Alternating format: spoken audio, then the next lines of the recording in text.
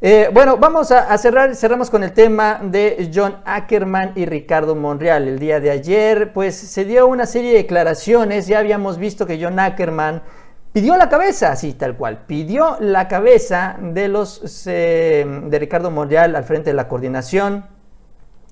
Dijo John Ackerman que, bueno, pues estos comentarios que hizo en la entrevista que tuvo con Loret, sobre todo dándole la razón a sus investigaciones, y es una gran entre comillas, demostraba realmente que no estaba jalando en la misma dirección, y sobre todo pues era también una ofensa hacia ellos, que han denunciado que toda la información que presentó Loret de Mola sobre las propiedades de Irma Sandoval y John Ackerman pues está completamente manipulada, y la verdad es que tiene razón. Yo creo que pudo haber ido sin tener que darle la razón, sin fijar un posicionamiento.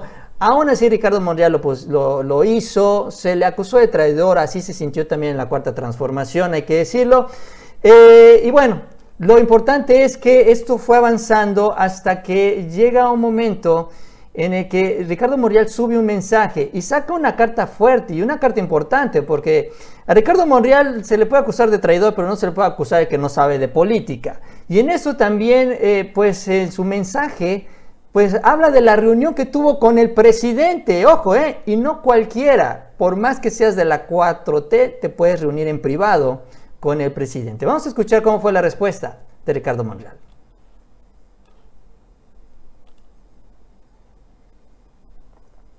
Me he reunido con el presidente de la República para revisar la agenda legislativa del próximo periodo extraordinario de sesiones que vamos a llevar a cabo el lunes 29 y martes 30. Queremos armonizar y actualizar toda la legislación o parte de la legislación secundaria para que estemos en igualdad de circunstancias cuando inicie la vigencia del TEMEC. Lo vi de muy buen ánimo, con una actitud siempre muy positiva, optimista, muy firme en la toma de decisiones, y eso me alegró. Por eso me parece que en este momento, lejos de buscar contradicciones internas en nuestro movimiento, debemos buscar de qué manera podemos todos impulsar la fuerza del país para enfrentarnos a la etapa post-COVID. Yo voy a seguir hablando con todos, voy a seguir reuniéndome con empresarios, me voy a seguir reuniendo con comunicadores de distintas ópticas y de distintas vertientes. Creo que nosotros como movimiento debemos ocupar todos los espacios. En política, los espacios vacíos se llenan. Nunca me voy a confrontar con quienes simpatizamos en la construcción de este movimiento. Los respeto su forma de actuar, pero no me voy a generar condiciones de confrontación con nadie. Bueno, lo que pues explica Ricardo Monreal el día de ayer en este encuentro que tuvo con el presidente, donde pues sí, se ha de haber hablado del tema. La verdad es que estos temas se comentan largo, se comenta corto, se comentan, pero se platican. Eso también es un hecho. Insisto, también él se reúne con el presidente y lo hace también en el marco del trabajo legislativo, la coordinación. Él ha dado resultados al presidente, le toca estar en la aduana más complicada en el Poder Legislativo, que es el Senado, donde es el único frente opositor que realmente puede tener las iniciativas. La Cámara Baja ahorita pues es bastante cómoda, vamos a dejarlo así, por las proporciones de los partidos, pero en el Senado las cosas no han sido tan fáciles y por eso le ha servido, la vez que le ha servido al presidente López Obrador.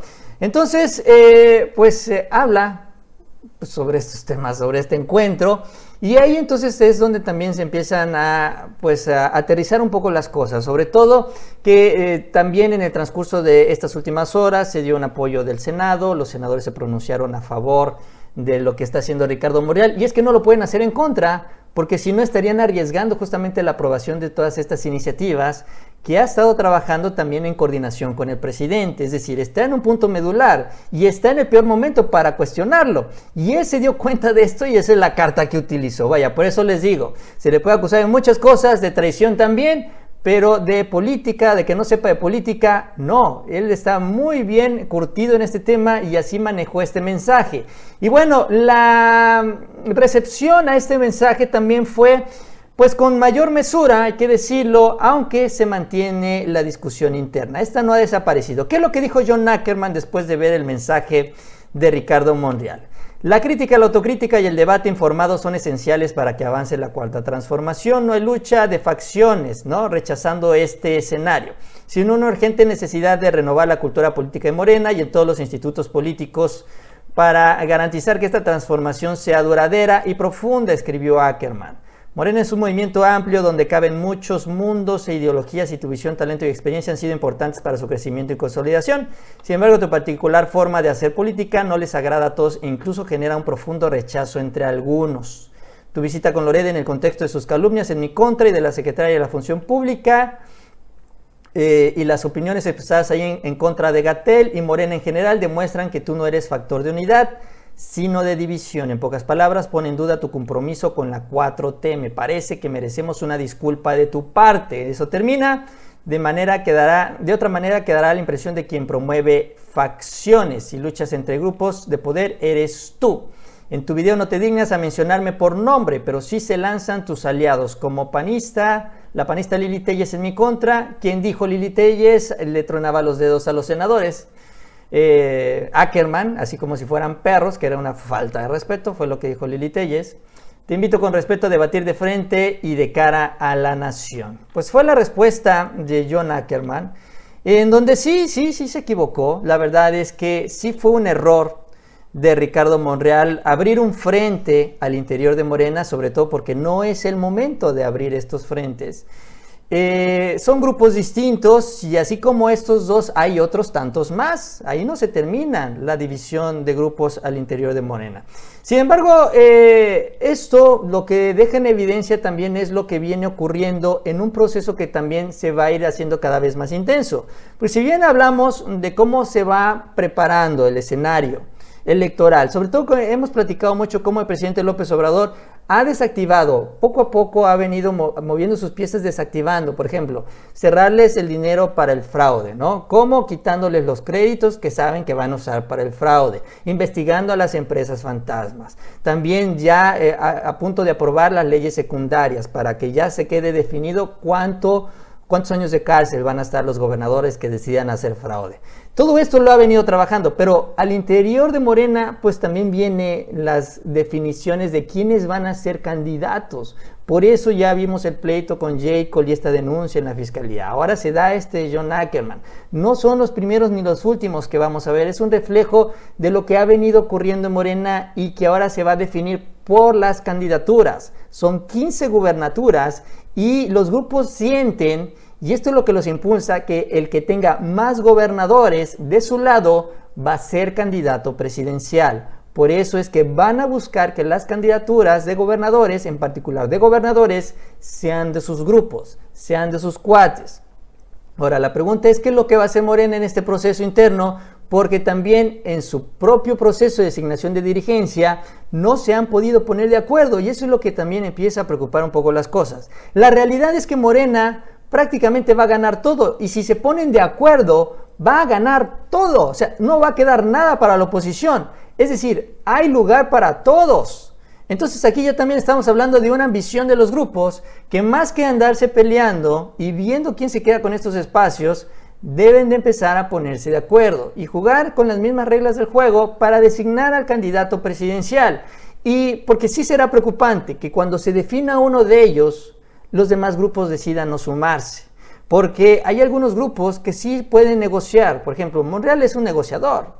Monreal se hizo a un lado, chantajeó al presidente, pero dijo, bueno, vamos a jalar con la 4T, y ahí está.